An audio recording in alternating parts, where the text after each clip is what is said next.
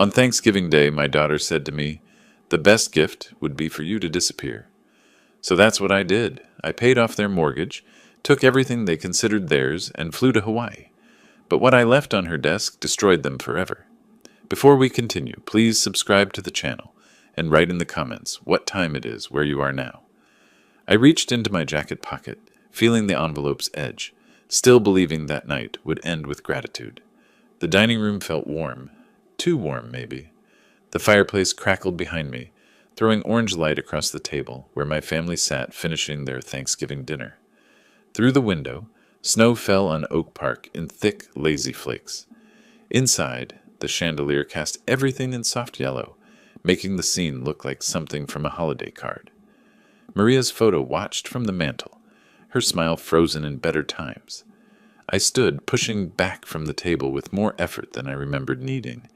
65 felt heavier these days. "Fern, honey," my voice came out hopeful. Too hopeful. "I got something for you. Happy Thanksgiving." The envelope passed from my scarred fingers to her smooth ones. She took it without looking up from her phone, tearing the paper with her thumb while Sophie picked at her pumpkin pie, and Vernon sawed through another slice of turkey. Alex's screen glowed blue on his teenage face, reflecting nothing. $5,000. The check was generous, I thought. Enough to clear most of her credit card debt, the one she'd mentioned last month in that panicked call at 2 in the morning. Fern's eyes scanned the numbers. Her expression didn't change. Not a smile. Not even surprise. Just nothing. 5,000? The words came out flat, like I'd handed her a grocery receipt. "That's it?" My chest tightened. "Well, I figured it'd help with that credit card situation. You know what, Dad?" She looked up then, and her eyes were cold. Colder than the snow outside. Colder than anything I'd seen in 42 years of being her father. "The best gift would be when you're no longer around." Time did something strange. The fire's crackling faded to a dull roar in my ears. Vernon's knife stopped mid-cut. Sophie's fork hung in the air. Alex's thumbs froze on his screen.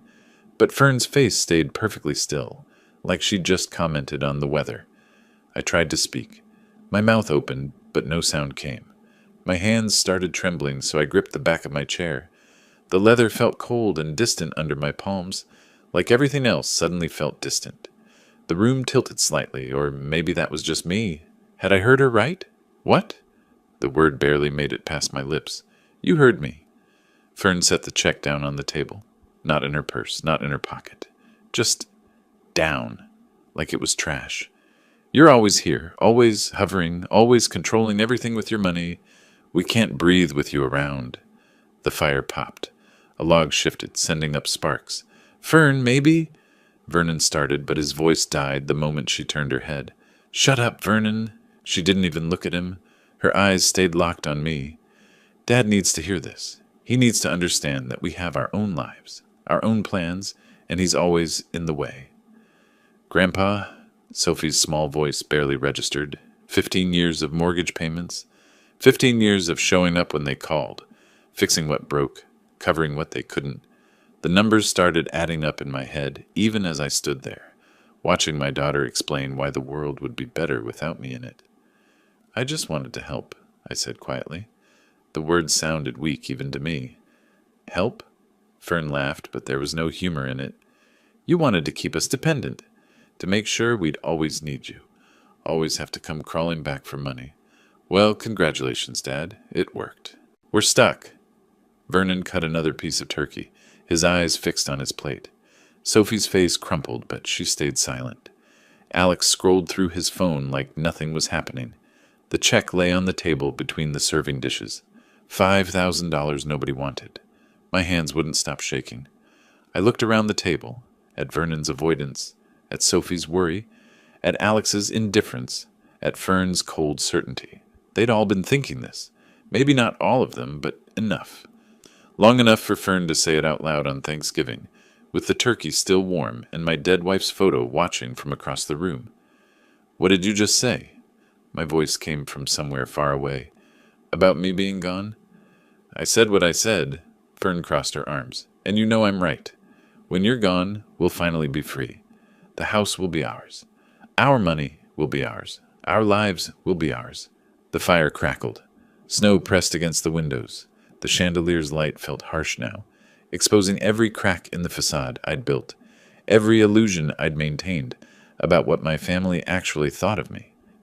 I pushed back from the table slowly, feeling every one of my 65 years in my knees, my back, my chest, where something tight and painful had taken root. I think I need some air. The words came out steady, which surprised me. Everything else was shaking. My hands, my vision, my understanding of who my daughter was, but my voice held.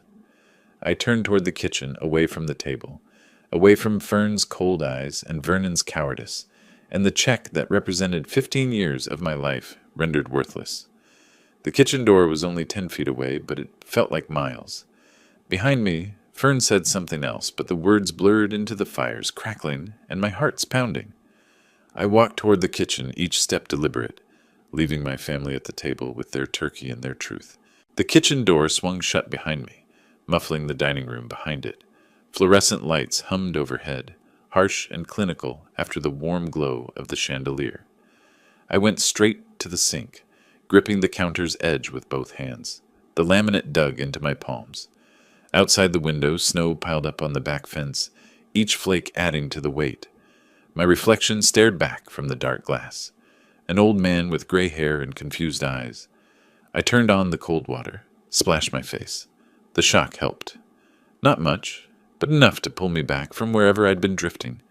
She'd said it. My daughter had actually said the world would be better with me dead. I splashed more water, letting it drip from my chin into the sink full of dirty prep bowls and spatulas. The turkey smell mixed with dish soap, sweet and chemical. My hands found a towel, dried my face mechanically. The door slammed open. "Don't you walk away from me!" Fern's voice ricocheted off the tile walls. She crossed the small space in 3 strides, grabbed the sponge from the sink, and started attacking the dishes with sharp, angry movements. Plates clattered, water splashed. The sound was aggressive, deliberate. I turned slowly. "I needed a moment, Fern. What you said, that was hurtful." "Hurtful?" She laughed without humor, scrubbing harder. "You want to talk about hurt? Try living under your shadow for 40 years. Try having a father who thinks every dollar spent is a chain around your neck." "That's not," I started, but she cut me off. "I've spent my entire adult life hearing about your sacrifices. The house, the bills, the kids' school supplies, the car repairs, everything you've done for us, over and over, like we asked for it." "You did ask." My voice came out quiet, steady. "Every time you called at 2 in the morning because the furnace broke. Every time Vernon lost another job and you needed help with rent. Every time. We needed help because you made sure we'd need help."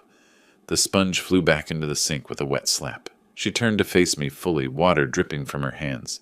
"You bought the house in your name. You pay the mortgage so you can hold it over us.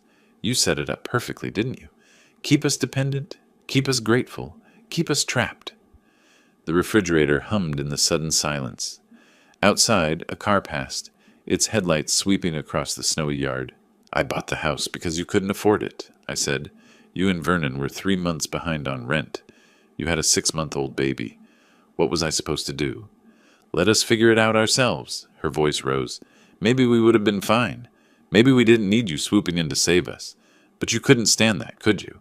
You needed to be the hero. You needed us to owe you." She moved closer, and I saw something in her face I'd never seen before. Not anger, not frustration, something harder, something that had been building for years while I'd been too busy paying bills to notice. Her finger jabbed into my chest, once, twice. Each poke punctuated her words.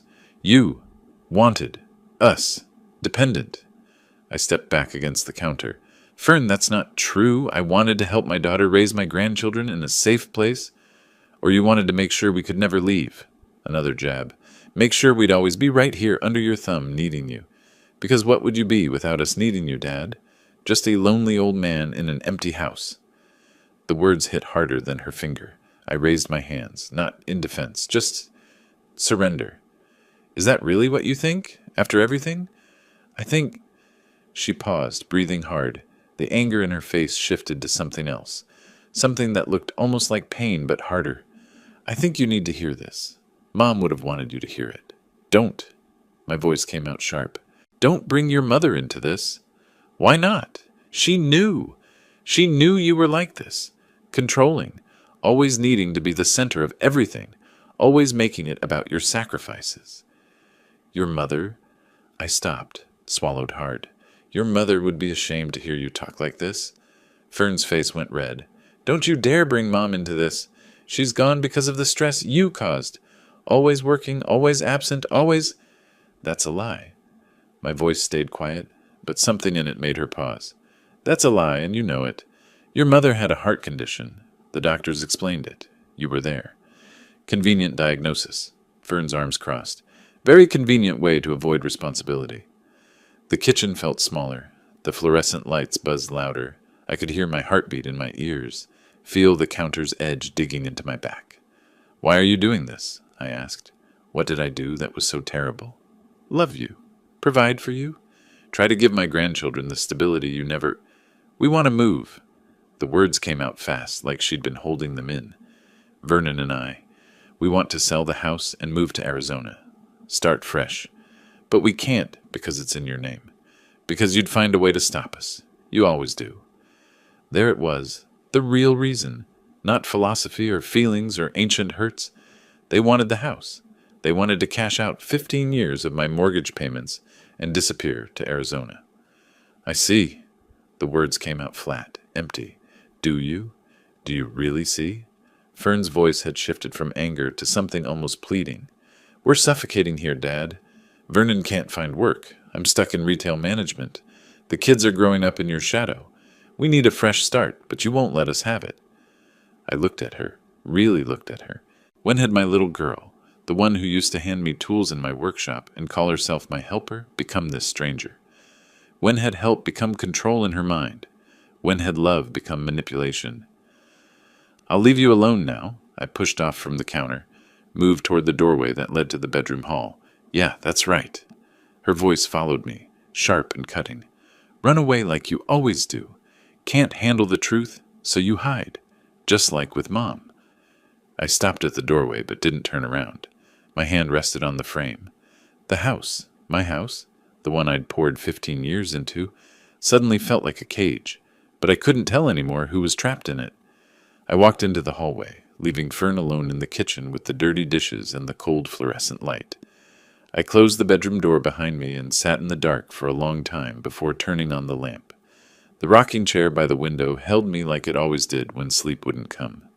Outside, Chicago wore its winter coat, snow falling past street lamps, occasional headlights cutting through the darkness, the distant wail of a siren somewhere in the city. My reflection ghosted in the window glass, an old man alone with his thoughts. Time moved strangely. I watched the clock on the nightstand crawl from 10 to 11 to midnight. My body ached for sleep, but my mind wouldn't stop replaying. The kitchen, the dining room, Fern's cold eyes saying she wanted me gone. Gone. Dead, really. That's what she meant. When you're no longer around. Not retired in Florida. Not moved to a smaller place. Dead and buried so she could finally have her house, her freedom, her Arizona dream. Near 1 in the morning, I stood. My knees protested. Everything protested these days. I crossed to the bookshelf where I kept the things that mattered. Maria's books, my old engineering manuals, and underneath them all, the leather-bound photo album. The leather creaked when I opened it, like it remembered every time I'd sought comfort in these pages. The first photo showed Maria in her wedding dress, 1982, her smile so bright it seemed to light up the faded color. My younger self stood beside her, 23 years old and stupidly optimistic about everything ahead. Next pages, baby Fern, her tiny fist wrapped around my finger. Toddler Fern at the playground, her face full of joy as I pushed her on the swings. 5-year-old Fern in my workshop, wearing one of my old hard hats that swallowed her whole head, handing me a wrench with such seriousness. I stopped on one particular photo. Maria holding Fern, maybe 3 years old, both of them laughing at something off camera. Yellow sundress on Maria. That dress. She wore it to everything important. Fern's kindergarten graduation, school plays, parent-teacher conferences. In the photo, Fern looked at the camera with pure, uncomplicated love. When did it change? I traced my finger over Maria's face, careful not to smudge the old print. Maria's face in that photo, I whispered to the empty room. She was smiling, holding baby Fern. Back then, Fern looked at me like I was a hero. The question haunted me. When did Daddy become Dad become burden? Was it after Maria died 8 years ago, leaving me to navigate Fern's grief alone? Was it when she married Vernon, when financial problems became the language of our relationship? Or was it gradual, death by 1,000 small betrayals I'd been too busy to notice? I closed the album slowly, feeling its weight. My hands caught the lamplight, scarred, calloused, marked by decades of construction work. The burn scar on my right thumb from the welding torch incident in '98. The permanent calluses from gripping tools. The white line across my left palm where a piece of sheet metal had sliced deep during the Henderson building project. Every mark told a story of providing. Every scar was a payment made. 15 years. 15 years of mortgage payments. I did the math that night, sitting in my rocking chair while Chicago slept. $600 a month average over 15 years. $287,000 total, not counting the credit card bailouts, 3 of them totaling another $18,000. Not counting the car repairs, the emergency loans, the kids' school supplies, the medical bills when Vernon's insurance lapsed. None of it repaid. None of it even acknowledged, apparently. Just expected. Worse than expected. Resented. I thought about Maria's words, ones she'd said so often I could hear her voice.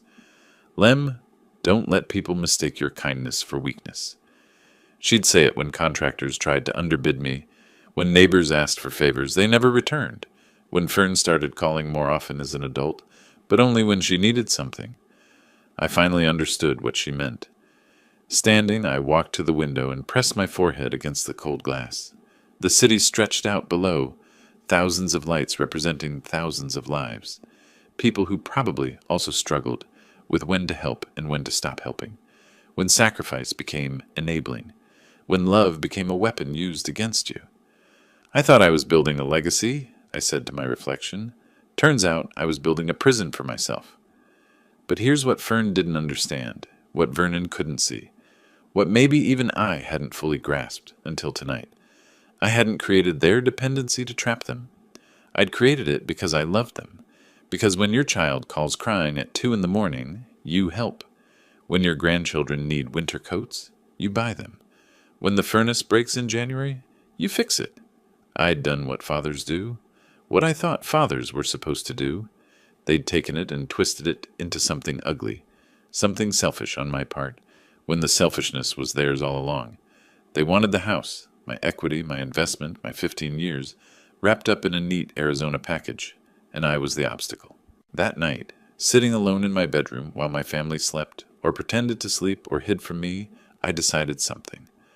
I was done being invisible in my own life. I didn't know how yet. Didn't know what shape my response would take. But standing there with the cold glass against my forehead and Maria's photo watching from the nightstand, I felt something shift inside me. Something that had been bending for years finally snapped clean. I turned from the window and looked at my bedroom, my sanctuary, the one space that was truly mine.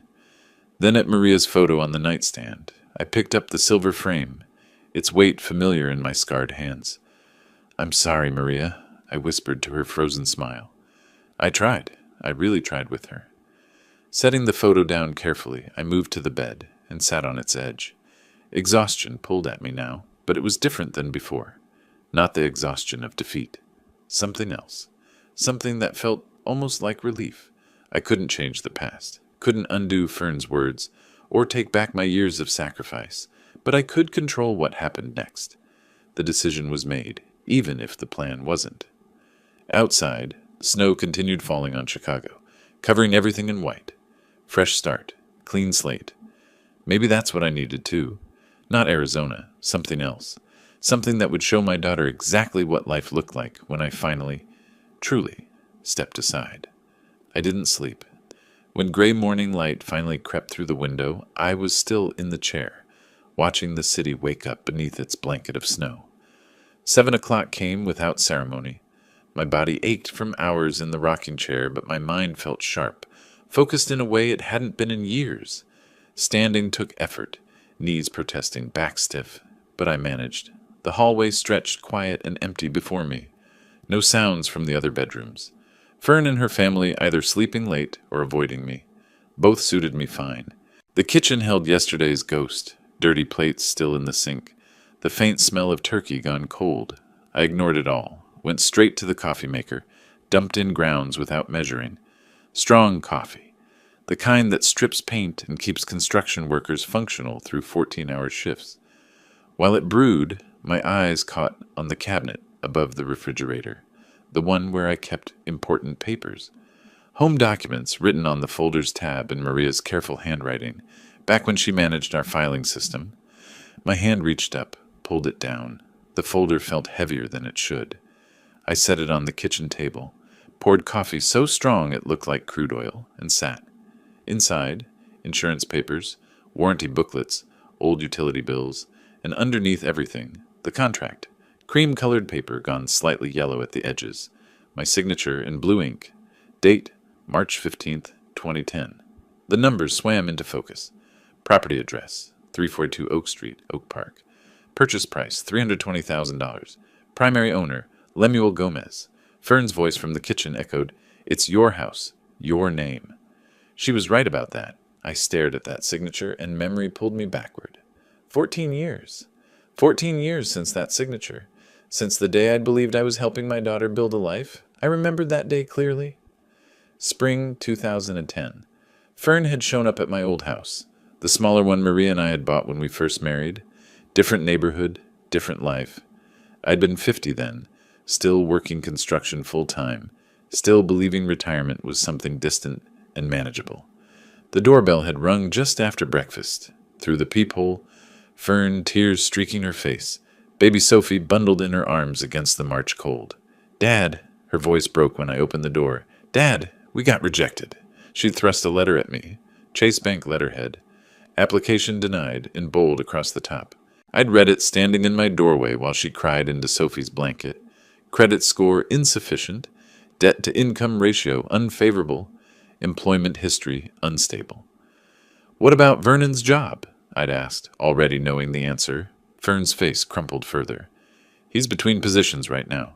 The shop laid him off 3 months ago." Between positions. That phrase would become Vernon's permanent state. "Please, Dad, the kids need a stable home. We found this perfect place in Oak Park. Good schools. Safe neighborhood. We just need help with the down payment. Maybe co-signing." Sophie had chosen that moment to grab my finger with her tiny fist. 6 months old. All innocence and trust. I'd looked at that baby, at my daughter's desperate face, and felt my resolve crumbling. "How much do you need?" "Just co-sign. I promise we'll pay you back once Vernon finds something steady." We'd driven to Chase Bank together that afternoon. The loan officer, a professional woman in her 40s, with a no-nonsense haircut, had reviewed our situation with clinical efficiency. Papers spread across her desk. Computer screens glowing. Numbers that seemed enormous then. Routine now. "Mr. Gomez." She'd looked at me over her reading glasses. "Since you're the primary income source with established credit, we'll list you as the primary owner. Your daughter will be a co-resident." I'd hesitated. Primary owner, not co-owner.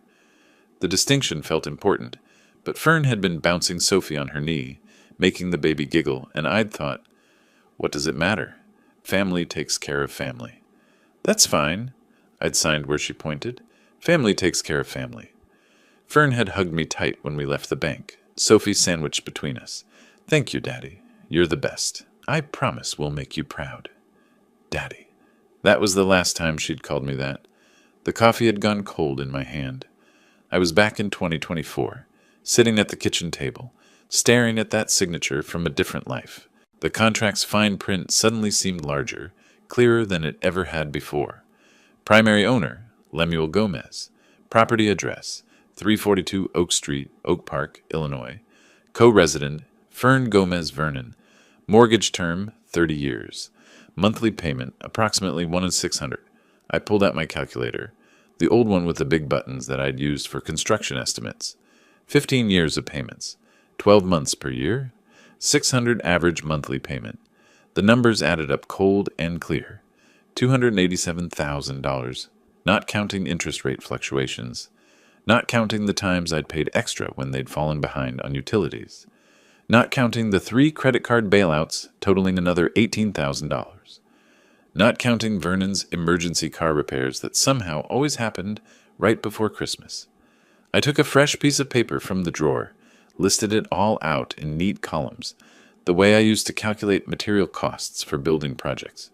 Mortgage payments, $287,000 credit cards, $18,000 car repairs, $12,000 school supplies to clothes, $8,000 emergency loans, $15,000 miscellaneous bailouts, $9,000 total, $349,000 over 15 years.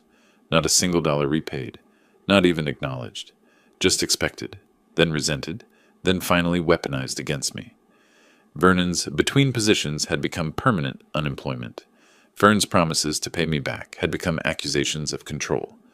My help had become their prison, somehow. I wrote on the notepad in capital letters, "House taught mine," legally, completely. The words stared back at me. Fern had meant it as an accusation when she'd said, "your house," but she'd accidentally told the truth. It was my house, my name on the deed, my money in every nail and shingle. Mine. Footsteps creaked overhead. Someone was awake. I gathered the papers quickly, slid them back into the folder, stood. My legs felt steadier now. Purpose had a way of strengthening old bones. I walked back to my bedroom, folder clutched like a weapon, past the hallway mirror, and saw myself, a 65-year-old man with gray hair and tired eyes, but standing straighter than I had in days. Behind me, the house stretched out, my house, every inch of it earned, and ahead lay a course of action I hadn't fully formed yet, but felt crystallizing with each step. The bedroom door closed behind me with a soft click.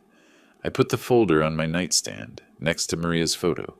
Her smile seemed knowing, almost approving. I had proof now. Legal proof.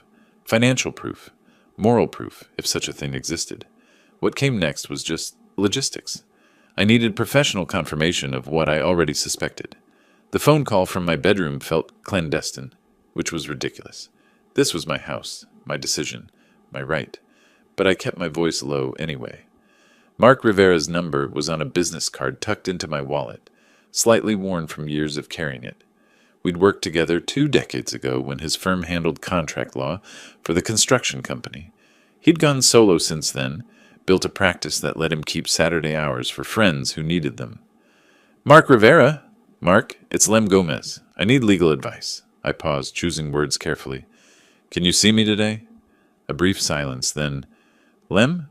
Sure, buddy. What's going on? You sound—" "I'll explain in person, please. Come by at 10 tomorrow. Saturday work for you?" "Perfect." I hung up before he could ask more questions. That gave me Friday to avoid my family and prepare what I'd say. "How do you explain to your lawyer that your daughter wished you dead and you're planning to take everything back?" The words didn't exist yet, but I had 24 hours to find them. Friday crawled by like an injured animal. I stayed in my bedroom mostly, made excuses about not feeling well, when Sophie knocked to ask if I wanted lunch. The kid's voice sounded worried, which bothered me more than Fern's continued silence, but I couldn't explain. Not yet, not to anyone. I spent the afternoon on my laptop researching Illinois property law, terms I'd never needed to know before: tenancy at will, month-to-month occupancy, primary ownership rights, eviction procedures. The legal language was dry as dust, but underneath it all was a simple truth. The person whose name was on the deed had power. Period. Friday night, I lay awake again. Not from grief this time, but from planning, calculating. By dawn Saturday, I had my approach mapped out. 7:30 in the morning, I showered for the first time in 2 days. Put on good clothes, the charcoal slacks and blue button-down I'd worn to Maria's funeral. Respect for Mark's time and maybe for the seriousness of what I was about to do. Grabbed the folder and my wallet. The house was quiet as I left. If anyone heard me go, they didn't emerge to ask questions. Oak Park to downtown Chicago via the Blue Line took 30 minutes. I boarded at the Harlem station, found a seat by the window, and watched the city transform as we traveled east. Residential blocks gave way to industrial zones, then to the dense urban core where buildings scraped sky and Lake Michigan spread like a steel mirror. Other passengers ignored me. Standard Chicago train etiquette.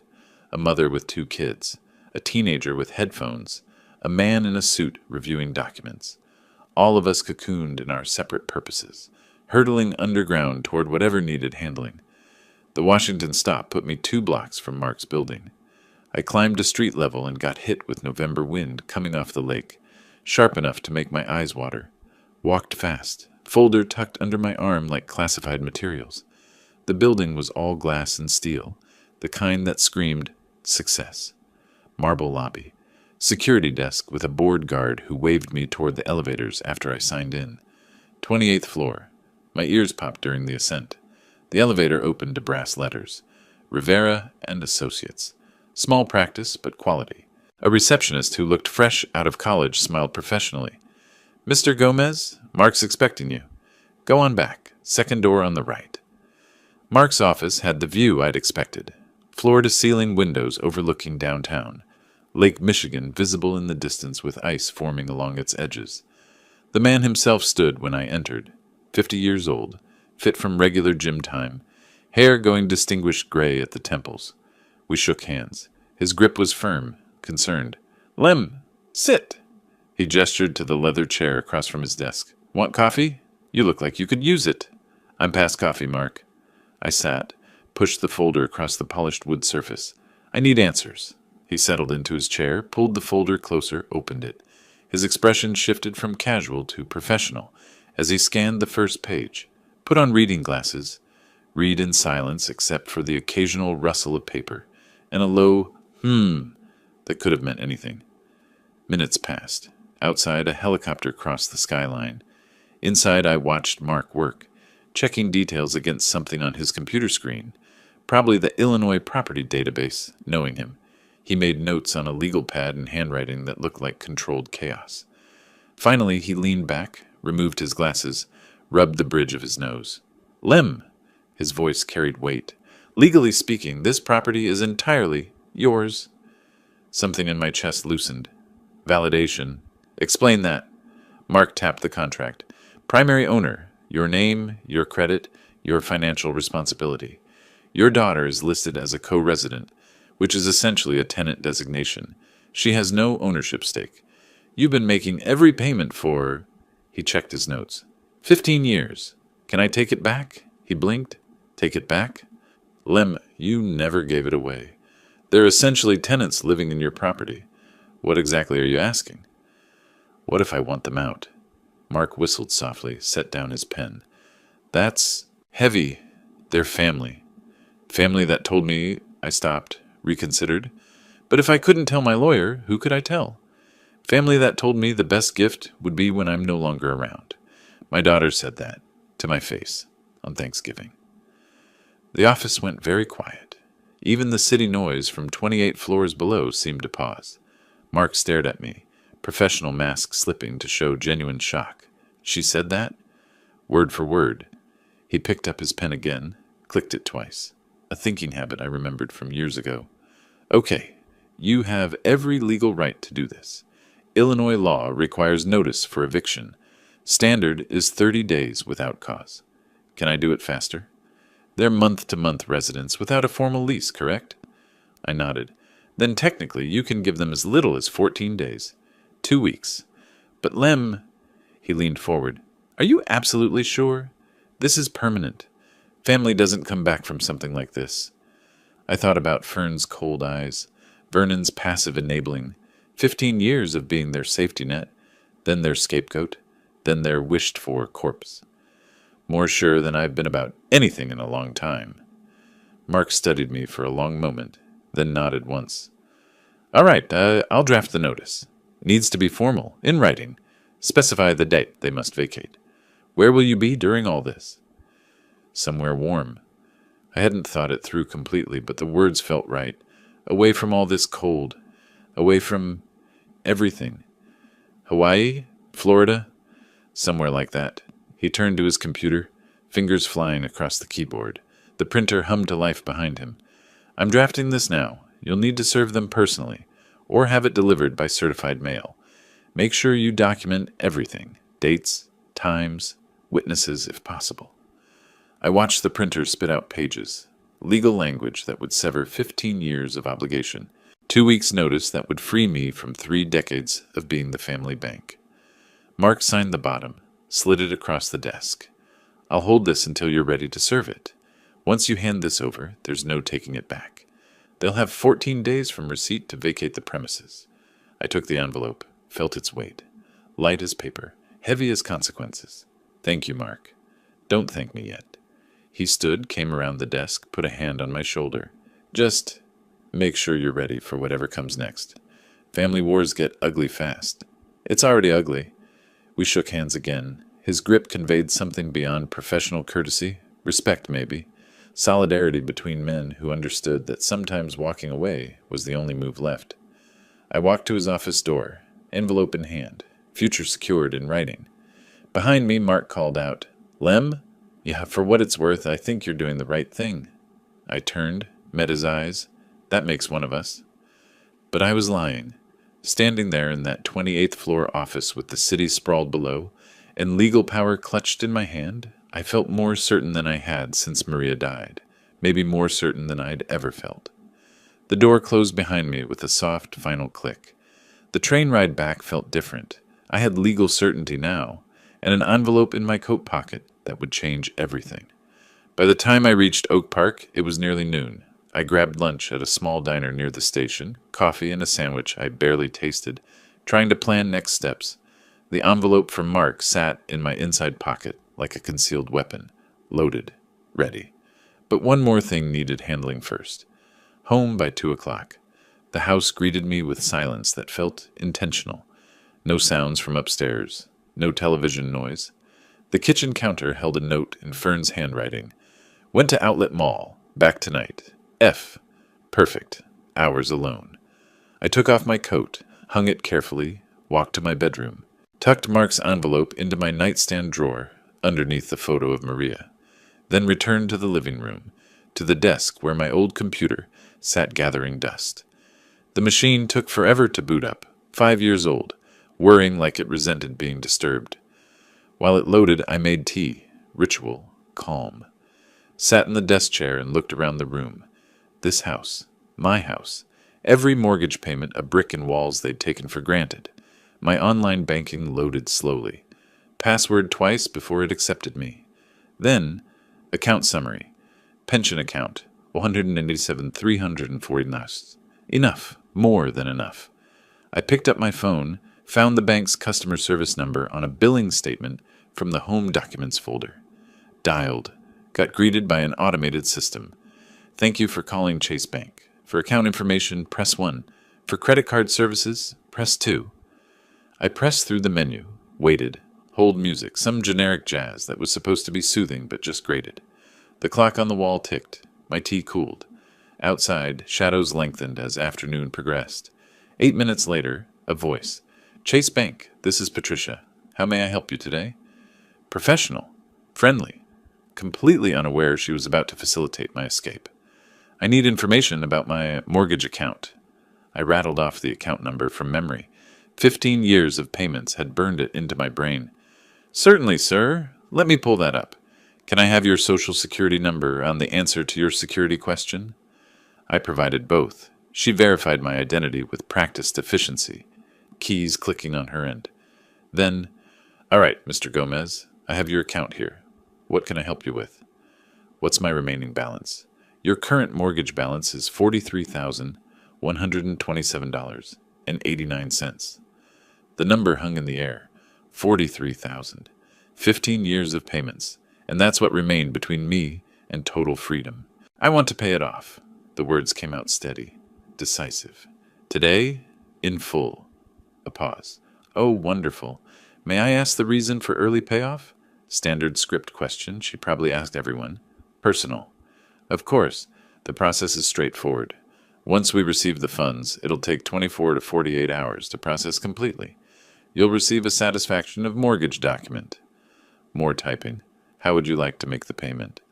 Online transfer from my pension account. She walked me through it. I opened a second browser window, logged into online banking, navigated to transfers, set it up, from pension account to mortgage account. Amount $43,127 audience. My finger hovered over confirm. This was real money, nearly a quarter of my retirement savings. Once I clicked, there'd be no undoing it. But what was I saving for? To keep paying for a family that wanted me dead? To preserve resources for people who saw me as an obstacle rather than a father? I clicked confirm, authentication screens, security questions, final confirmation, transfer initiated. Funds will be withdrawn immediately and applied to your mortgage account. I've completed the transfer, I told Patricia. Excellent. I can see it processing now. Mr. Gomez, just to confirm, the property at 342 Oak Street. Oak Park will be fully under your name with no co-owners once this processes. That's correct. Just me. Congratulations on paying off your mortgage, sir. It's quite an achievement. Thanks. We exchanged pleasantries and she disconnected. I sat staring at the computer screen. The transfer confirmation showed pending. 24-48 hours for completion. A ping from my email. I opened it. Your mortgage payment of $43,127 has been received and is processing. You will receive final documentation within 2 business days. I hit print. The printer wheezed to life, spat out the confirmation. I held it, reading and rereading. The words were simple but carried weight that physical objects shouldn't possess.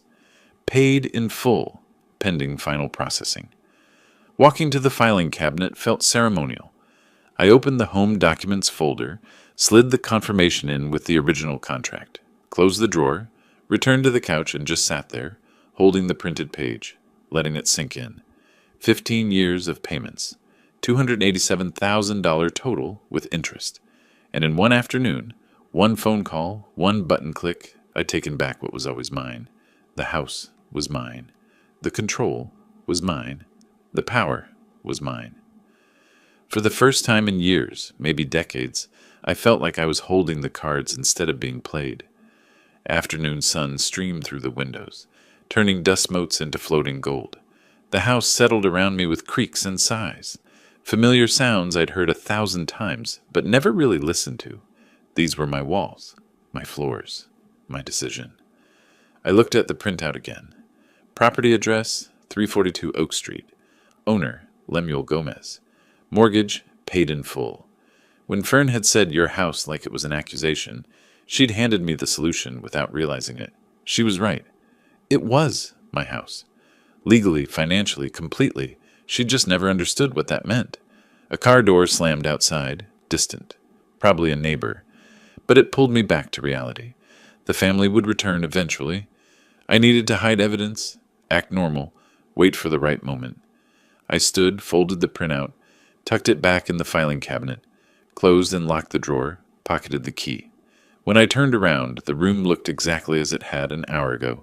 Nothing visible had changed, but everything had changed. I walked to the window, looked out at Oak Park in late afternoon light. Snow melted slowly on sidewalks. A kid rode a bike down the street, normal life continuing while mine transformed completely. Another car door, closer this time.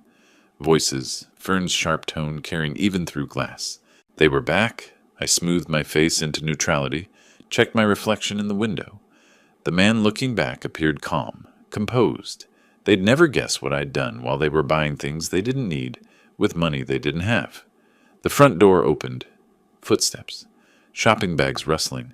Sophie's voice asking Vernon something about dinner. I remained at the window, just another old man watching the world go by, waiting for night to fall. Saturday night, I stayed in my room while the family watched TV downstairs. Their voices drifted up through the vents, laughter at some show, Vernon's occasional comment, Sophie asking for popcorn. Normal family sounds from a family that had stopped being mine somewhere along the way. I sat in my chair by the window, tickets to Hawaii still hidden in my nightstand drawer, and waited for Sunday.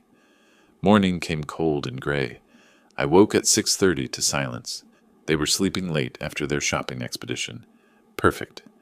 I dressed in layers, thermal shirt, sweater, heavy coat.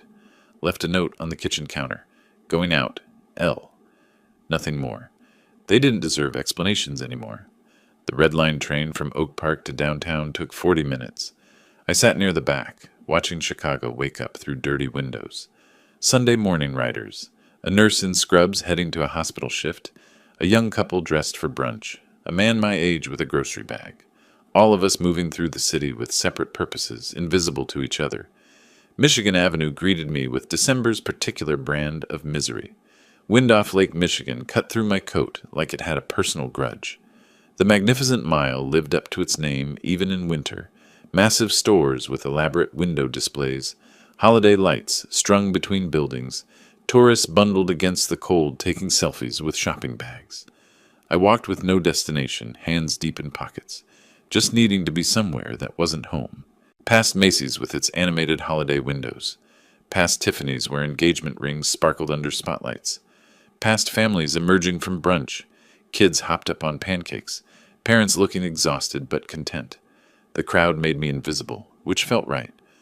Nobody looked twice at an old man in a gray coat walking alone on a Sunday morning. I could have been anyone. I could have been nobody.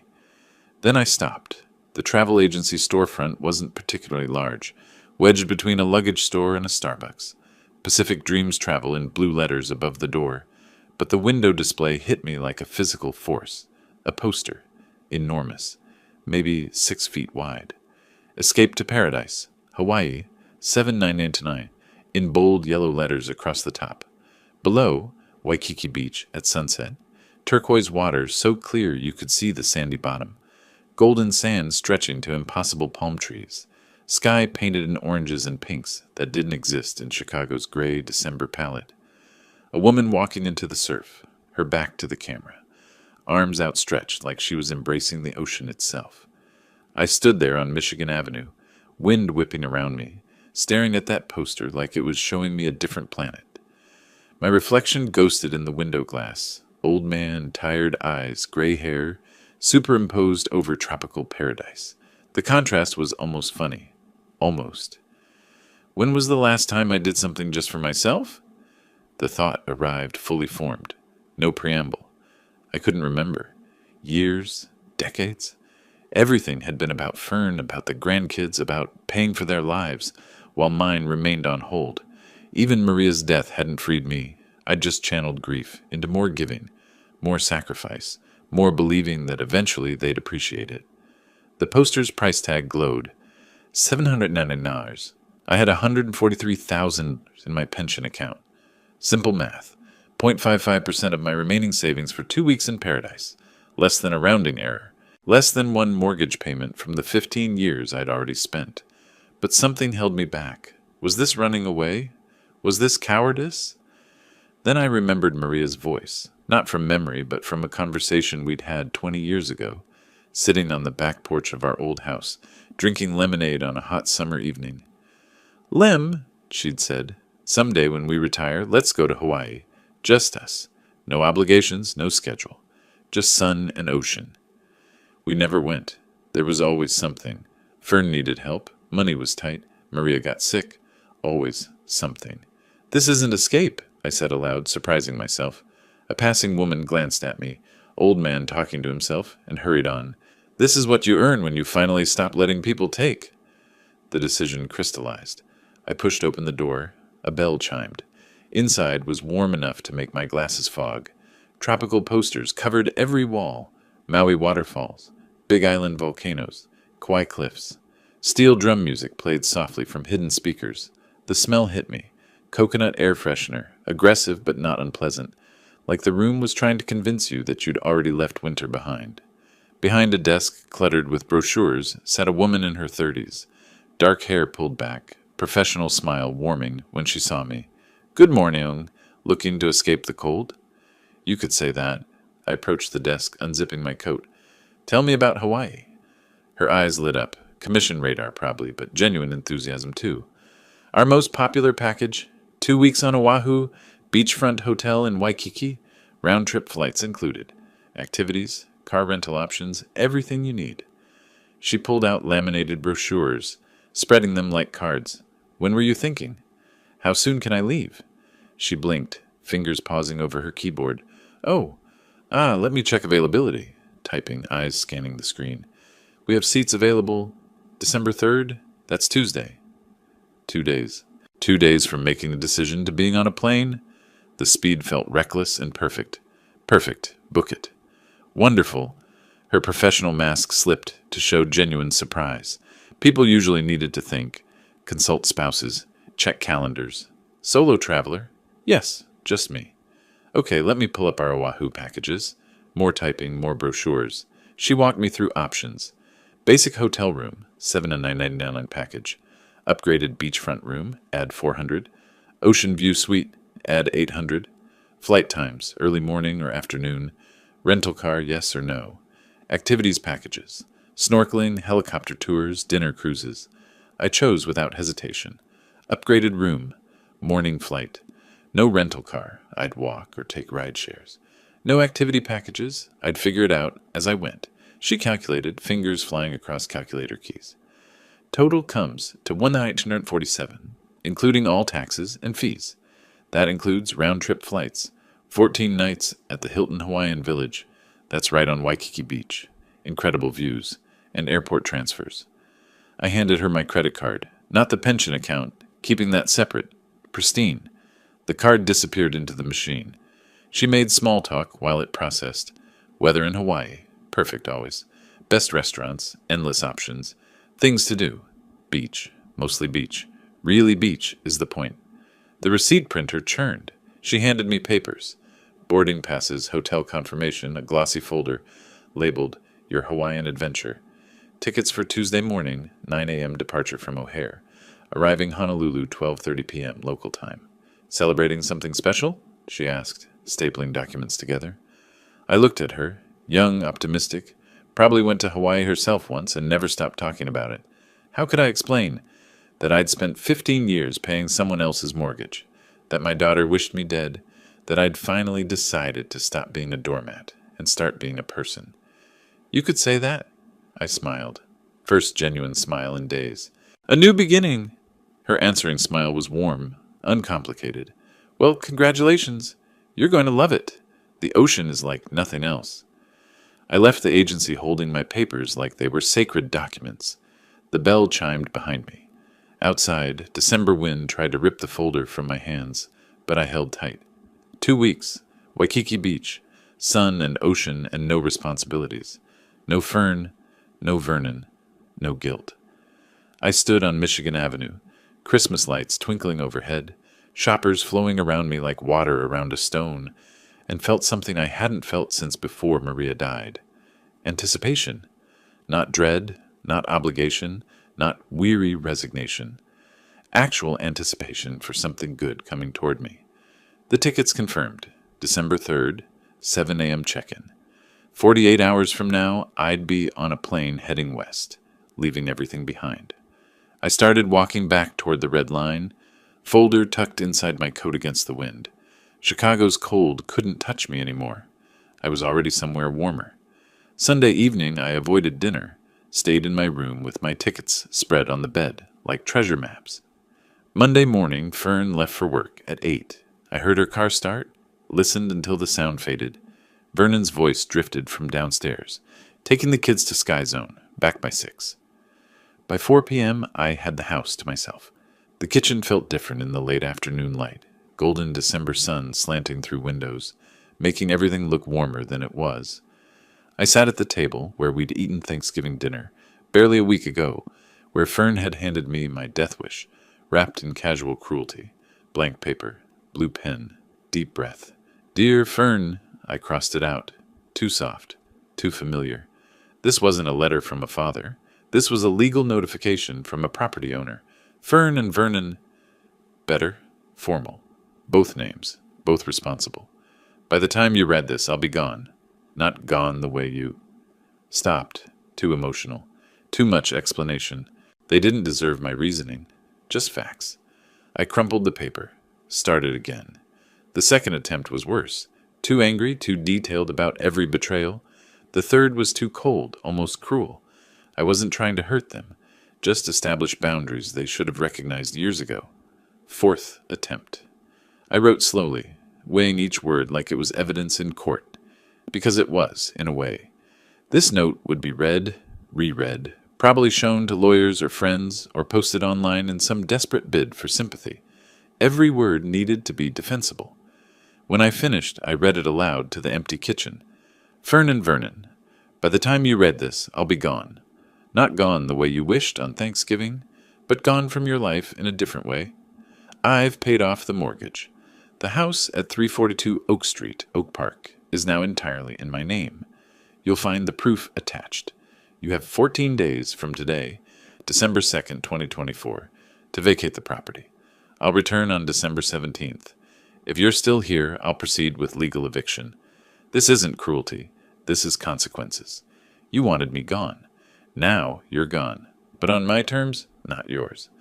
I've spent 15 years sacrificing for you. $287,000 in payments. Countless hours of worry. And what did I get? A wish for my death. I'm going to live my life now. The life I put on hold for you. Don't try to reach me. I won't answer. Lem Gomez. I read it 3 times.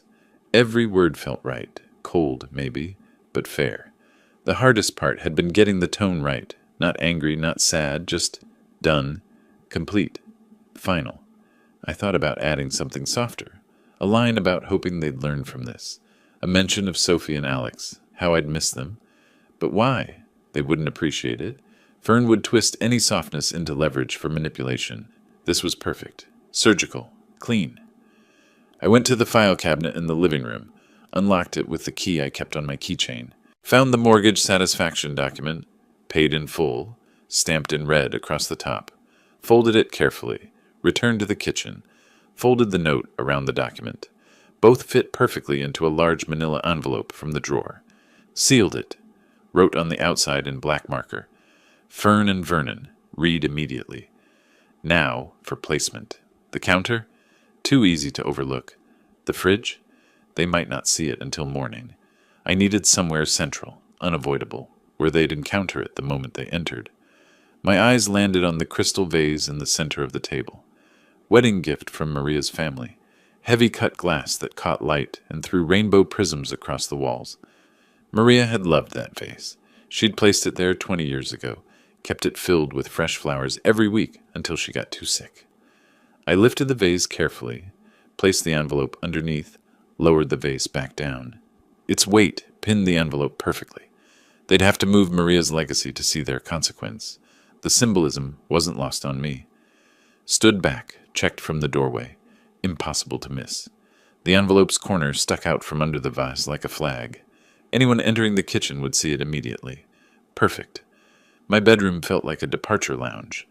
I pulled the old blue Samsonite from the closet, scarred from decades of use, still serviceable.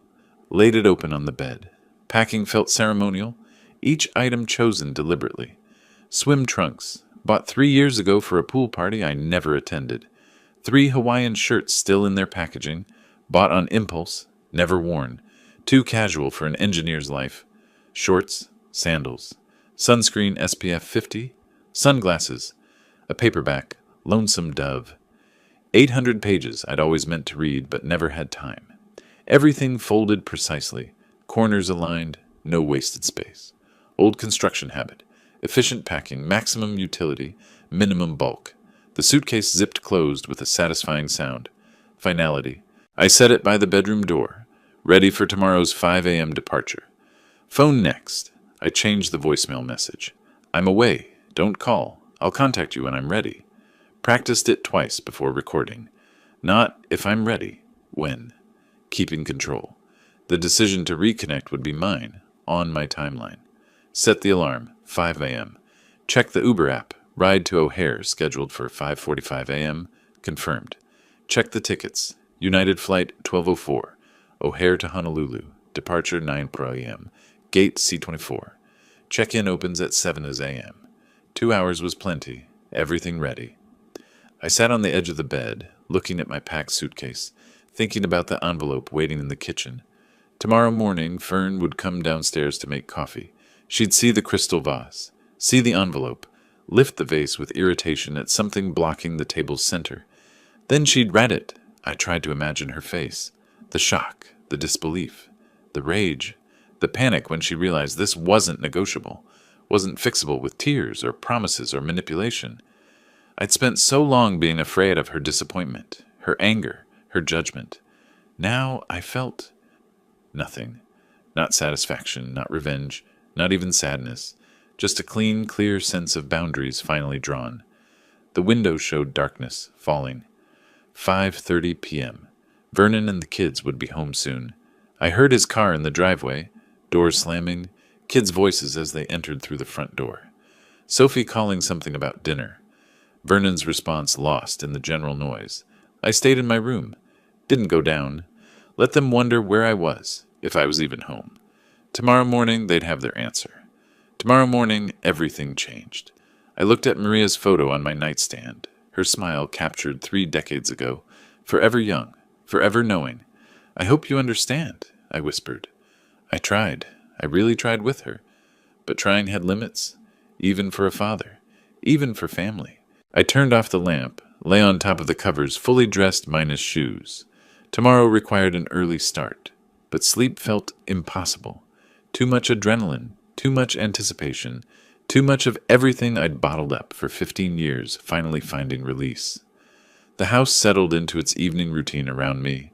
Television sounds from downstairs, kids arguing about something, Vernon's ineffective attempts to mediate.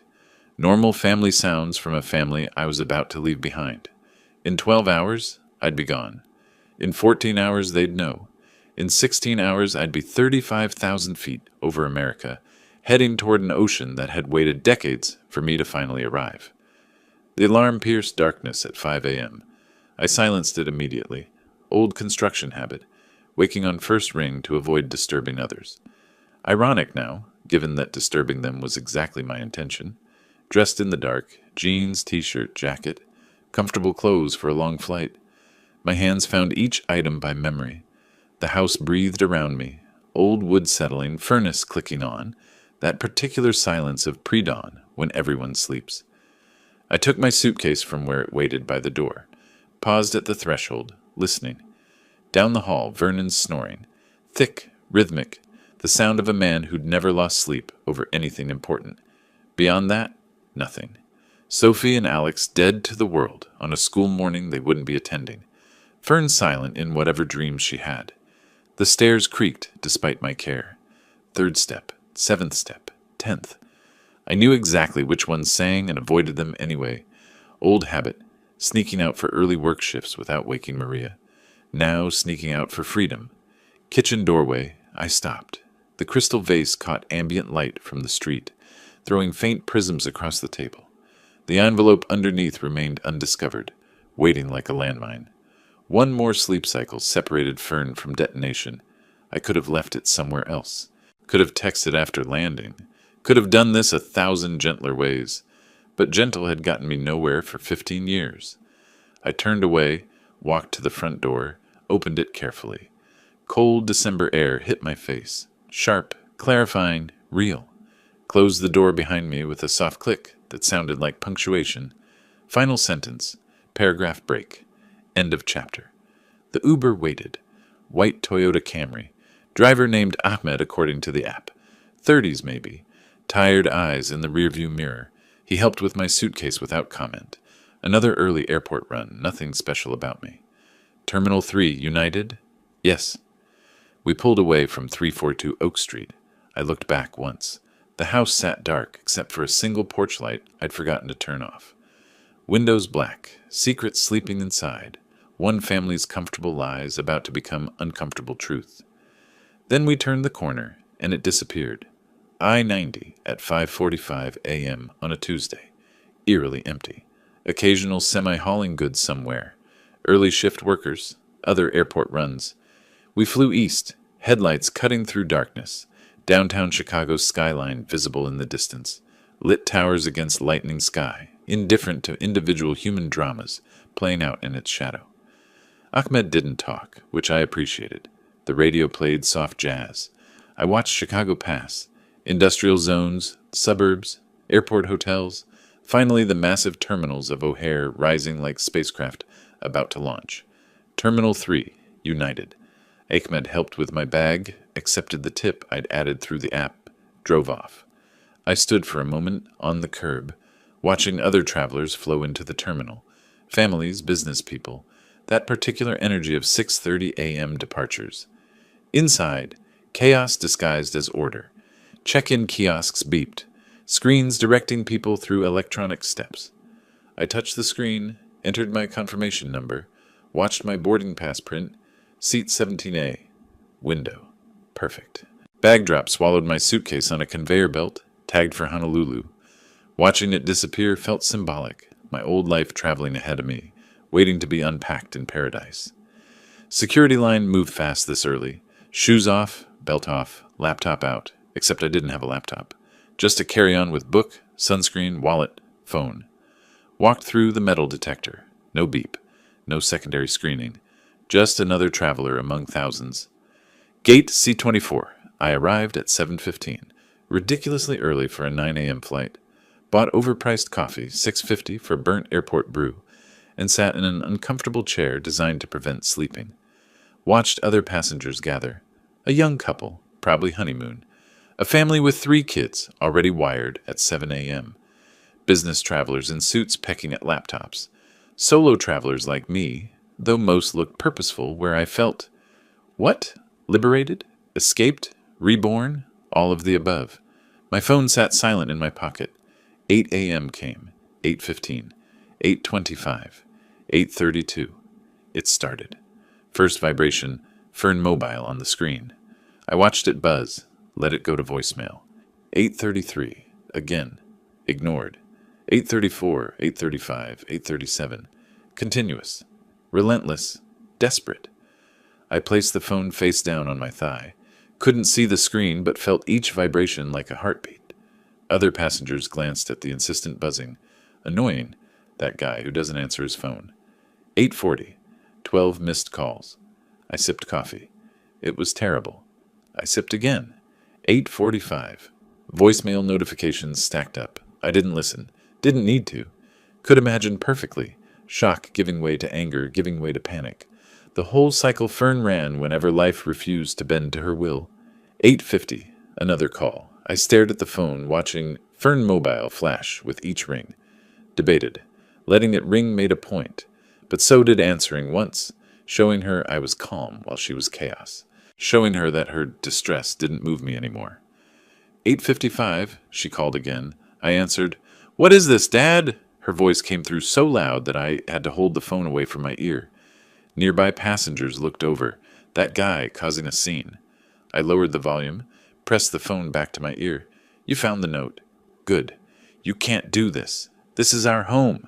Calm. Stay calm. "No, it's my home. Check the documents." "You're kicking us out?" Hysteria creeping into her voice. "Where are we supposed to go?" "Not my problem. You have 14 days. "This is insane. You're being cruel." "I'm being fair. You wanted me gone. Now you're gone." "Dad, please." Her tone shifted, tears entering. The manipulation playbook, page 1. Rage doesn't work. Try pleading. "Please, we can talk about this. We talked on Thanksgiving. You said the best gift is my death. I'm giving you a different gift. A lesson." Background noise. Vernon's voice muffled. "Let me talk to him." I spoke before he could get the phone. "Vernon, find a job. You've had 15 years. "Where are you going?" Fern back on, voice breaking. "Come back. We need to talk about this." "Somewhere you'll never find me." A pause. In that pause, I heard everything. Her realization that this was real, that I wasn't negotiating, that her usual tactics wouldn't work, that for the first time in her adult life, Daddy wasn't going to fix it. "Goodbye, Fern." I ended the call, powered off the phone completely, not just silent, but off. The screen went black, dead, silent, perfect. Set it on the chair beside me and picked up my coffee. Cold now, but I drank it anyway. The PA system crackled. "United Flight 1204 to Honolulu will begin boarding in approximately 5 minutes. Zone 1 passengers may line up at this time." I stood, stretched. 65-year-old joints protested the uncomfortable chair, but nothing hurt that sunshine wouldn't fix. Took my carry-on, moved to the boarding area. Around me, families gathered children. Couples checked tickets. Business travelers finished last-minute emails. The gate agent appeared behind the counter, professional smile in place, ready to facilitate 300 people's journeys west. "Thank you for your patience. We'll now begin boarding United Flight 1204 to Honolulu. Zone 1 passengers, welcome aboard." I was Zone 2, so I waited. Watched Zone 1 file through. First class, premium economy. those who'd paid extra or traveled enough to earn privileges. They disappeared down the jetway toward the plane. Zone 2 passengers. Welcome aboard. I scanned my boarding pass. Beep. Approved. Walked down the jetway, that familiar industrial tunnel, connecting terminal to aircraft. The plane appeared ahead. Boeing 777. Big enough for the long Pacific crossing. Entered through door 2L. Flight attendant smiled. Welcome aboard. 17A is on your left, about halfway back. Found it. Window seat, emergency exit row, extra legroom. Perfect. Stowed my carry-on overhead. Sat. Buckled in. A couple claimed 17B and 17C, older, 60s maybe, dressed in matching Hawaiian shirts, honeymooners at 65. She caught me looking, smiled. First time to Hawaii? In a way, yes. Oh, you'll love it. We're celebrating our 40th anniversary. Hawaii is magical. I smiled politely, turned to the window. Didn't want conversation, didn't want to explain that I was celebrating too, just a different kind of anniversary. The death of obligation, the birth of boundaries. The plane filled. Families, couples, solo travelers, everyone pursuing their version of paradise. Overhead bins slammed shut. Flight attendants walked the aisle checking seatbelts, stowing bags, delivering safety spiels nobody listened to. Then, the sound I'd been waiting for. The cabin door closing. Heavy, mechanical. Final. That sound meant commitment. No more boarding, no more getting off. We were sealed in this metal tube until Hawaii. PA system. Flight attendants, prepare for departure. The plane lurched backward, pushed by a tug we couldn't see. Began the slow taxi toward the runway. I watched through the window, terminals sliding past, other planes queuing, ground crew in reflective vests directing traffic. The captain's voice, "Ladies and gentlemen, we're number 3 for takeoff. Flight time to Honolulu is approximately 9 hours. We'll be cruising at 39,000 feet. Weather in Honolulu is 82 degrees and sunny." 82 degrees, sunny. The opposite of everything I was leaving behind. The plane turned onto the runway. Stopped. Engines spooled up. That rising whine that meant power building, physics preparing to defy gravity. Then, acceleration. Pushed back into my seat by forces I could feel but not fight. The runway lights blurred past, faster, faster. That moment of uncertainty when the plane was committed but not yet airborne. Then, lift. Smooth and sure.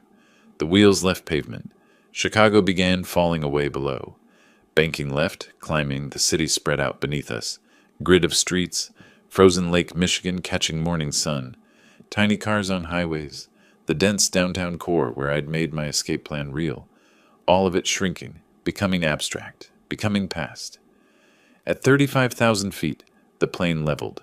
Seatbelt sign dinged off. Around me, passengers relaxed, reclined seats, pulled out books or tablets or closed eyes for sleep. I opened Lonesome Dove, ran my fingers across the first page. Started reading. The prose was dense. Western, nothing like my life. Perfect. Flight attendant appeared. Something to drink? 9:45 a.m. Early for alcohol, but vacation rules applied. Tomato juice, please. She poured it over ice, handed it across. I'd never liked tomato juice before. Never tried it, really. But today felt like a day for new experiences. I sipped. Tangy. Salty. Strange, but not unpleasant. Below, Chicago had disappeared into clouds. Somewhere down there, Fern was panicking. Vernon was useless. Sophie and Alex were confused. Mark was probably fielding a desperate call, asking if there was some legal way to stop this. And I was here, 35,000 feet up, reading a book, drinking tomato juice, heading toward an ocean that had waited 65 years for me to finally arrive. I turned the page and kept reading. The plane began its descent 3 hours later. Through the window, Hawaii emerged from endless blue, volcanic mountains draped in green, white beaches tracing dark rock, water so turquoise it looked artificial. Landing felt like entering a different atmosphere. The cabin door opened and tropical air rushed in. Warm, humid, heavy with the scent of flowers I couldn't name. After Chicago's December bite, it felt like breathing for the first time. Baggage claim moved slowly. I didn't care. A hotel representative waited at arrivals holding a sign. Hilton Hawaiian Village. She placed a lei around my neck. Plumeria, sweet enough to make me dizzy. Aloha! Welcome to paradise. Aloha! The word felt strange in my mouth. It's good to be here. The shuttle driver loaded my suitcase, chattering about weather and beaches and luau's. I nodded, only half listening, watching Waikiki unfold through the windows. Palm trees lined streets. The ocean appeared between buildings, glimpses of impossible blue. Tourists in bright shirts walked slowly, no Chicago urgency visible anywhere. Check-in took 20 minutes. The lobby had no walls, just pillars supporting a roof, open to gardens and ocean beyond. Koi swam in ponds. Children laughed somewhere. Everything moved slower, softer, like time itself had relaxed. Room 1247, 12th floor. I rode the elevator with a honeymooning couple who couldn't stop touching each other. They got off at 11. I continued up, alone with my thoughts and my suitcase and this strange lightness in my chest. The room was simple. Bed, desk, balcony. I dropped my bag and went straight to the sliding glass door. Opened it. Stepped out. The ocean spread before me. Waikiki Beach curved golden in both directions. Waves rolled in, steady as breathing. Surfers dot the water like punctuation marks. Diamond Head Mountain rose to my right, volcanic and ancient and indifferent to human drama. I stood there breathing, just breathing, in and out, salt air, plumeria from my lei, sunscreen from somewhere below, the sound of waves doing what they'd done for millions of years before I arrived, and would do long after I left. Nobody knew where I was. Nobody needed me. Nobody could take from me. The first day, I did nothing. Literally nothing. Changed into shorts. My legs were pale, shockingly white after years of Chicago winters and construction sites that required long pants. Walked to the beach barefoot, hot sand burning until I reached the water's edge, where it turned cool and firm.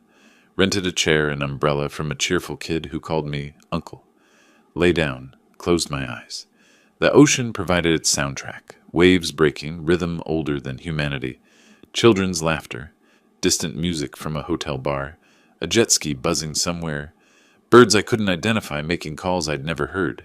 I dozed, woke, dozed again, lost track of time completely. My phone stayed in the room, still powered off. No one could reach me. The freedom of that felt physical, like removing a heavy backpack after a long hike.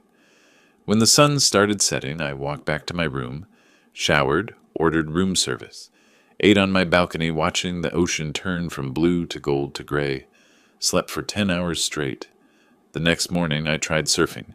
The instructor's name was Jake, 25 maybe, tan like he'd been born that way, enthusiasm radiating off him like heat. A small group gathered on the beach. Me, 2 college girls, a family with a teenage son. First time surfing, bro?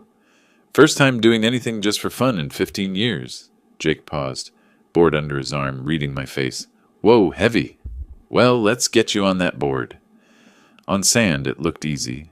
Paddle, pop-up, balance. Jake demonstrated with the grace of someone who'd done this 10,000 times. The college girls giggled. The teenager looked bored. I focused, trying to remember the movements. In the water, everything changed. The board wobbled. Waves I'd thought were gentle became powerful forces. I paddled. Jake shouted, "Pop up!" and I tried. My feet slipped. I fell face first into salt water. Came up sputtering, nose burning. Jake laughed, not meanly, just delighted. Again, I tried. Fell. Tried. Fell. My arms ached. Water went up my nose 3 more times. The college girls were already standing on their boards, squealing with success. The teenager managed 2 seconds before wiping out spectacularly. Then somehow I got it. Popped up. Feet found balance. The board glided forward. 3 seconds, maybe 4, and I was surfing. Actually surfing. Then I fell, but I was laughing. I'm too old for this. Jake paddled over, grinning. Nah, man, you're never too old to try. I tried 8 more times. Managed to stand twice. Laughed every single time I fell. When the lesson ended, my arms felt like jelly, and my face hurt from smiling, and I couldn't remember the last time I'd laughed that hard at my own failure. That afternoon, sore muscles forced me to nap. I didn't fight it.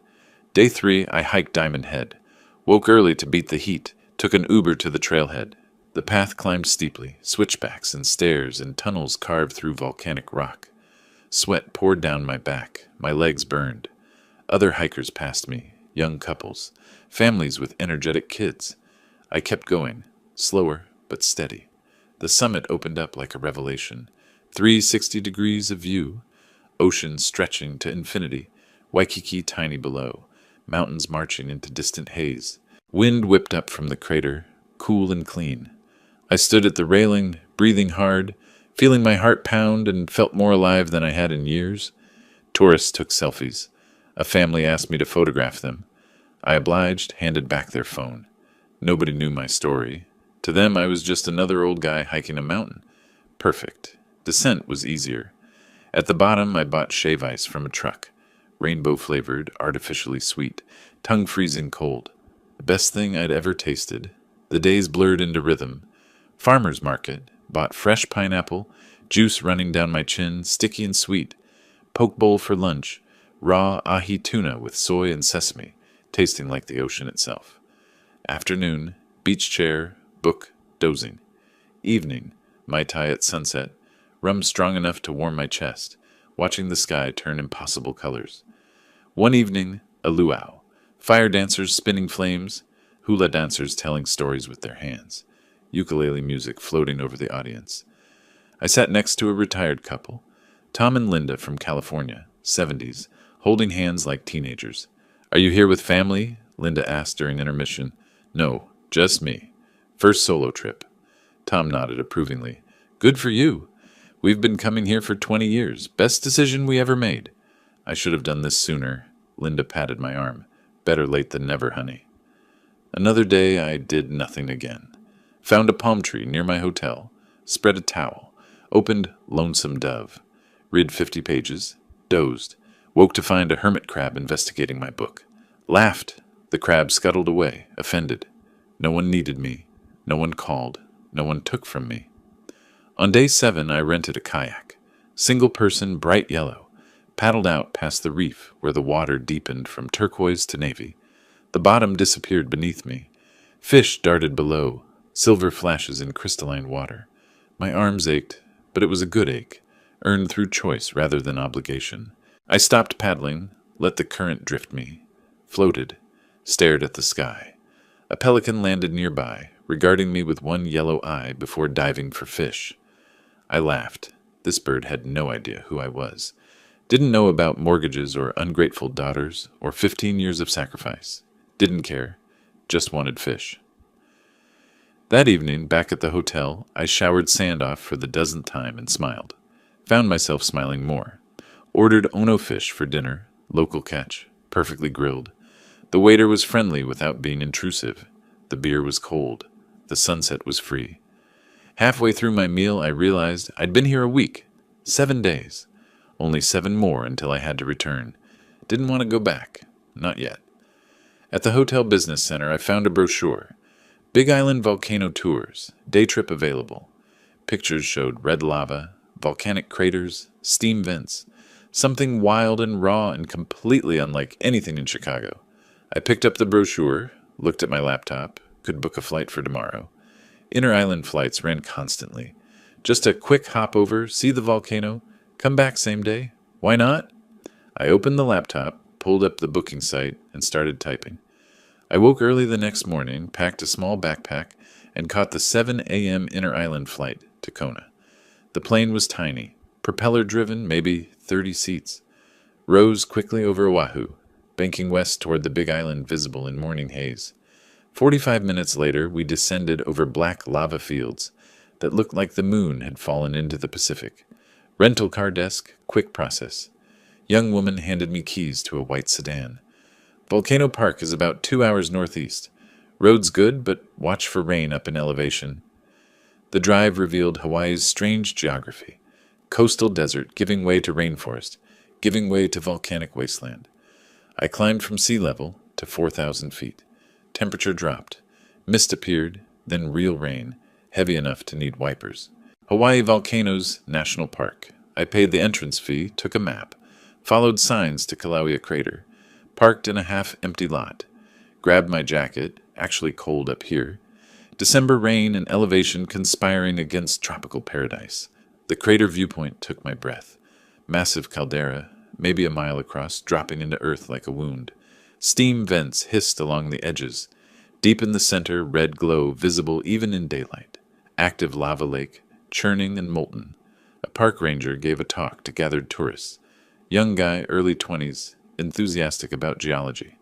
The volcano is both creator and destroyer, he explained, gesturing toward the crater. It gives life to these islands, but demands respect. Everything you see here was built by fire and violence. Sounds familiar, I muttered. The ranger turned, caught my eye. Personal experience? You could say I'm rebuilding after an eruption. He nodded like that made perfect sense. Maybe it did. I walked the rim trail, feeling heat radiating from Earth. Sulfur smell, sharp, like rotten eggs, mixed with rain and volcanic rock. The ground felt warm under my feet, almost alive. This mountain had destroyed towns, created new land, killed and birthed simultaneously for millennia. Standing there, I understood something. Destruction wasn't always bad. Sometimes it cleared the way for new growth. Sometimes you had to burn down the old structure before building something better. I took photos, not for social media, just for memory. Proof I'd stood at the edge of creation. The drive back was quiet. I returned the car, caught the evening flight to Oahu, landed at Honolulu as the sun set. Exhausted but exhilarated. Next day I rented a car again. Exploring had gotten under my skin. Drove north, H1 to H2, roads I'd memorized from tourist maps. North Shore waited at the end. Famous surf beaches, small towns, life moving at island pace. Halewa town was all surf shops and shrimp trucks. I bought garlic shrimp from a painted truck, ate standing in a parking lot, grease dripping onto pavement. Best meal of my life in that moment. Sunset Beach lived up to its name. December brought big winter swells, 20-foot waves thundering against shore. Pro surfers rode them like they were playing with death. I sat on volcanic rocks for an hour, watching. Those surfers smiled the whole time, riding waves that could kill them. That was living. Bought another shave ice. Different flavor this time, orange. Drove back south, stopped at a roadside fruit stand. Bought a papaya from an old Filipino man who didn't speak much English. Paid, smiled, drove on. A week ago, I couldn't have enjoyed this. Too raw, too angry. The beauty would have felt like mockery, paradise existing while my life crumbled. But now I could appreciate it. The anger had burned out somewhere between surfing failures and volcano heat. What remained was simpler. Freedom. Pearl Harbor visit came next. Early morning, booked tour, solemn place. USS Arizona Memorial sat over the sunken battleship, oil still leaking after 80 years. Tears of the ship, guides called it. I walked the white memorial, reading names etched in marble. Boys, 18, 19, 22. Died doing their duty. Real sacrifice. Not the kind that gets taken for granted. At Pearl Harbor, I thought about sacrifice. Real sacrifice, not the kind that's expected and exploited. These sailors never had a choice about their fate. I'd had choices all along. Took me 65 years to make the right ones. Moment of silence.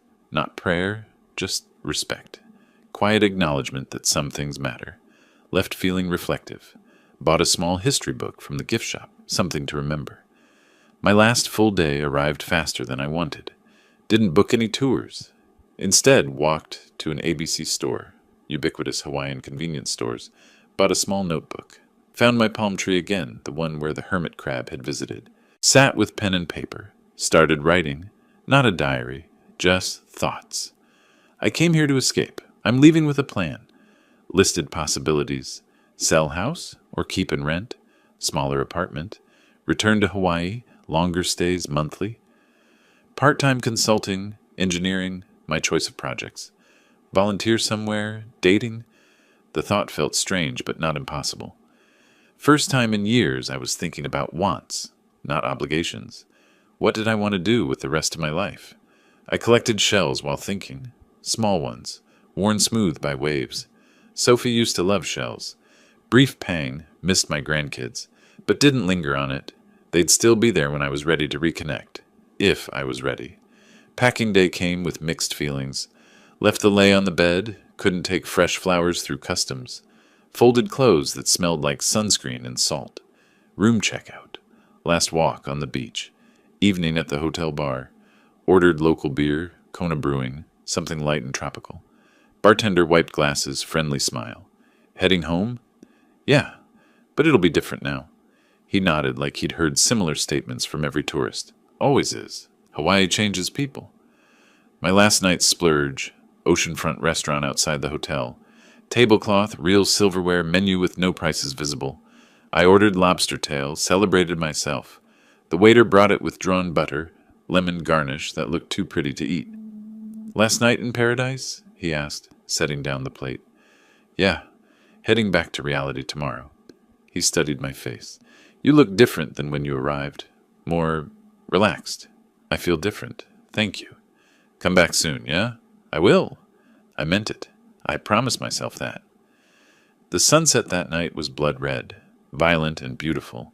Orange bled into red, bled into purple. Tourists took photos everywhere, trying to capture something that couldn't be captured. I just watched. Didn't check the time. Let the sky perform. Tomorrow I'd go back to Chicago. But I wouldn't go back to the old life. 2 weeks. That's all it took to remember who I was before I became just Fern's dad. I was Lem, 65 years old, an engineer who built things, a man who deserved respect. Back in my room, I set the alarm for 4 a.m. Early flight. Packed everything except tomorrow's clothes. Lay on the bed with windows open, ocean sounds drifting in. Couldn't sleep. Not from anxiety, from anticipation. Tomorrow would answer the question that had been lurking since I left. Did they actually move out, or would I return to confrontation and complications? Part of me didn't care. I'd handle whatever I found. The house was mine legally, emotionally, every way that mattered. If they hadn't left, Mark had the paperwork ready. If they had left, I'd figure out next steps. But lying there in the dark, listening to waves that had carried me through 2 weeks of healing, I felt ready. More than ready. Excited even. The old Lem would have been terrified, would have called ahead to check, to apologize, to smooth things over, would have found a way to make it his fault. The new Lem? The one who'd surfed and hiked and floated alone in the Pacific? That Lem could handle anything. An hour before the alarm, I gave up on sleep. Just lay there listening to the ocean, watching the sky lighten from black to gray to pink. One more Hawaiian sunrise. Then home. But home was different now. Home was possibility, not prison. Home was mine. The alarm went off at 4. I'd been awake for an hour already, watching dawn creep across the Pacific one last time. Shower, dress, jeans and jacket. Had to prepare for Chicago's December. The clothes felt heavy after 2 weeks in shorts. My suitcase zipped closed around Hawaiian shirts that still smelled like coconut sunscreen and possibility. Hotel checkout at 5. The front desk clerk looked half asleep, but smiled. Mahalo for staying with us. Mahalo for everything. Airport shuttle in darkness. Honolulu waking up around me. Delivery trucks. Early workers. The city's quiet hours before tourists filled the streets. At the airport, one last blast of plumeria-scented air before entering the terminal's recycled atmosphere. The flight left at 8. 9 hours later, after reading, sleeping, thinking, we descended into O'Hare. 6 p.m. Chicago time, but my body thought it was noon. Through the window, the city spread out in winter darkness. Gray, cold, familiar. Culture shock hit at baggage claim. Everyone bundled in heavy coats, moving fast, faces set in that Chicago grimace against cold. Nobody smiled. The urgency felt aggressive after Hawaii's languid pace. I took a taxi instead of Uber, wanted the anonymity, the time to think. The driver was mercifully quiet, just drove while I watched the city pass. I-90 to I-290, highway lights blurring orange in the dark. Oak Park appeared, streetlights making snow look golden. Where exactly? 342 Oak Street. My hands started trembling. First time in days I'd felt nervous. What if they hadn't left? What if the house was trashed? What if... We turned onto my street. I leaned forward, squinting through the windshield at my driveway. Empty. No cars. Relief flooded through me so strongly I almost laughed. This is it. I paid, tipped generously, feeling generous, and stood on the sidewalk with my suitcase. The house looked dark. Windows blank. Driveway empty of Vernon's old sedan. I walked to the front door, key in hand. It turned smoothly. Door opened. I reached for the light switch. The living room was empty. Her couch, gone. Her side tables, gone. The big flat-screen TV she'd insisted they needed, gone.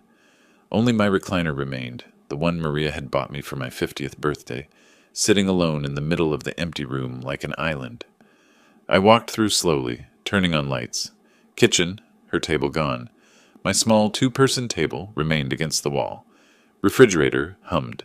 On its door, held by a magnet, a note. I pulled it off, read it aloud to the empty kitchen. Dad, you won. We're gone. I hope you're happy. But don't expect us to ever forgive you. You chose money over family. Fern stood there holding it, read it again, then laughed, short, bitter sound that echoed in the empty room. Money over family? I said to nobody. No, Fern, I chose myself over being used.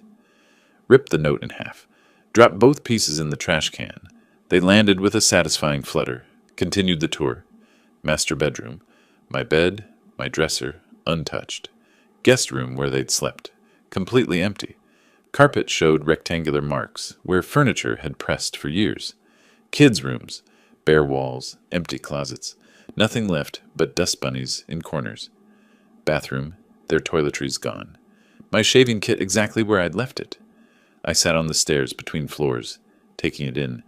The house echoed when I moved. Bigger now, emptier. Cleaner somehow, like a weight had been lifted from the walls themselves. Stood, walked around opening windows, all of them. December cold rushed in, biting, fierce, cleansing.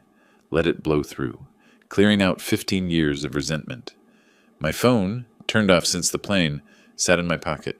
I took it out, powered it on for the first time in 2 weeks. Messages flooded in. 14 voicemails, 8 texts, all from Fern and Vernon. Didn't listen, didn't read. Deleted everything. Blocked both numbers. The phone went silent again. Sat in my chair, Maria's chair, and called Mark. He answered on the second ring. Lem, you're back? They're gone. Pause. How do you feel? Lighter, like I can breathe again. What's next? I looked around the empty room at the windows showing Chicago's December night, at the space that was finally, truly mine.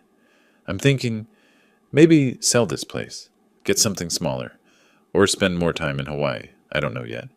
But I have options. You deserve it, buddy. You really do. Thanks, Mark. For everything. We talked for a few more minutes. Logistics, legal questions, next steps, but mostly just friends checking in. When I hung up, the silence felt good. Peaceful. Mine. Made coffee for the first time in weeks. Stood at the kitchen window while it brewed, watching lights across Oak Park, cars passing, lives being lived, the city indifferent to my small victory.